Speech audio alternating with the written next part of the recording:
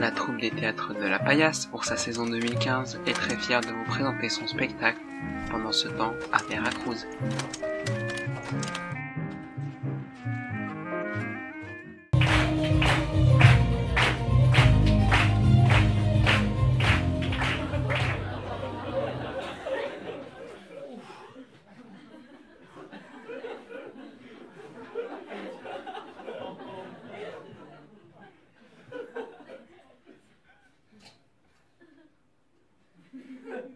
Alors, et Georges? Il va bien, comme d'habitude. Mais il avait promis de se suicider pour nous donner un sujet de conversation. Vous connaissez Georges. À chaque fois qu'il faut qu'il change ses habitudes. Mourir, c'est partir un peu. Ah oui. Et se comporter vis-à-vis de lui-même comme il se comporte vis-à-vis des trains qu'il doit prendre. Il s'est raté. Il s'est raté? Oh la fripouille! On ne peut même pas compter sur lui. Ça n'a pas d'importance. Après tout, qu'est-ce que cela nous fait? Et notre sujet de conversation alors? Un suicide manqué. C'est un sujet de conversation tout aussi intéressant qu'un suicide réussi. Ah non! Ah non! C'est moi pathétique et c'est même plutôt ridicule. Et moi, je n'ai pas envie de parler de quelque chose de ridicule aujourd'hui. Georges n'est jamais complètement ridicule, même quand il se trompe. Il y a toujours un enseignement à tirer de ça. Ah oui. Il avait trouvé un moyen très ingénieux de se suicider, vous savez. Je suppose qu'il a commencé par faire ses bagages. Oui. Ensuite, il a rempli son briquet et son stylo. Et ensuite, il a fermé le compteur du gaz. Mais non!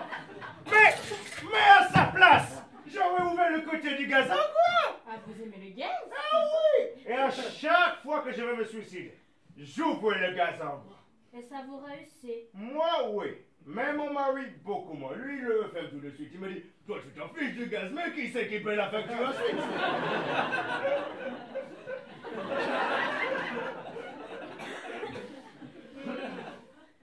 Après tout, c'est vrai qu'un suicide au gaz, ça doit être cher tout de même. Et puis quand il ne reste personne, c'est l'État qui doit payer de sa poche. C'est pour ça qu'il nous parle de pas fumer le gaz. Hein? Ah oui!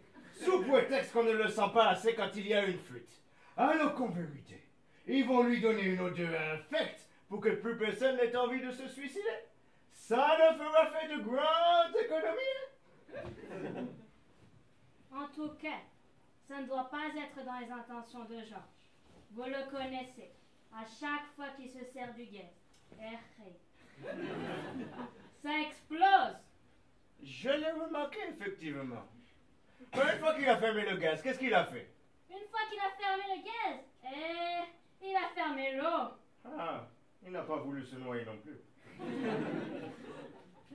Et puis, par le froid qu'il fait, comme il a le chauffage central, il aurait plutôt défoncé un ou deux radiateurs. Mais tout de même, une noyade dans l'eau bouillante, ce n'est pas une noyade à proprement parler. C'est même plutôt une cuisson. Et Georges a trop de dignité pour mourir comme un homard. Et une fois que tout était fermé, Et le compteur électrique? sauf le compteur électrique. Ah oui. Il a fait entrer Paulette qui sonnait à la porte. Il n'aurait pas dû, évidemment, il a sauté sur l'occasion pour se défiler. Mais ils avaient décidé de mourir ensemble. Paulette et Georges! Mais c'est dégoûtant! Sa femme est au courant? Pas encore. Mais je lui ai envoyé une lettre anonyme hier. Ah, vous avez bien fait. Je suis révolté. Cette brave petite Paulette venait se suicider avec quelqu'un comme Georges pendant que sa femme n'est pas là. Et alors? Alors, elles se sont assises sur le divan du salon. Et alors, elles ont commencé à... Ah? Ils ont commencé à discuter. Ah.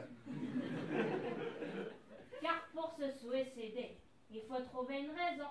Et il n'en avait pas. Alors il fallait bien en chercher une. Mais ça, c'est quelque chose qui se trouve facilement, là. Tout à fait. Et ils l'ont trouvé rapidement d'ailleurs. Mais seulement ce n'était pas la même raison. Vous comprenez, quand on n'a pas la même raison de se suicider, autant se suicider chacun de son côté. Ah oui? Pas la peine de faire ça ensemble. Ah non. Donc au bout de 2 heures, ils sont finalement tombés d'accord. Et voici ce qu'ils ont fait. Ah bien, racontez-moi donc. Et ils ont pris un fil électrique. Et ils l'ont déroulé.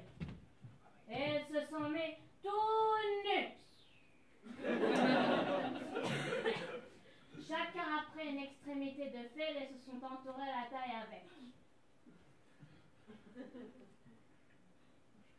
Ils ont branché l'autre extrémité dans une prise de courant. Georges dans le trou positif, Paulette dans le trou négatif. Tout était prêt. Ils se sont rapprochés tout doucement. Ils se sont regardés une dernière fois.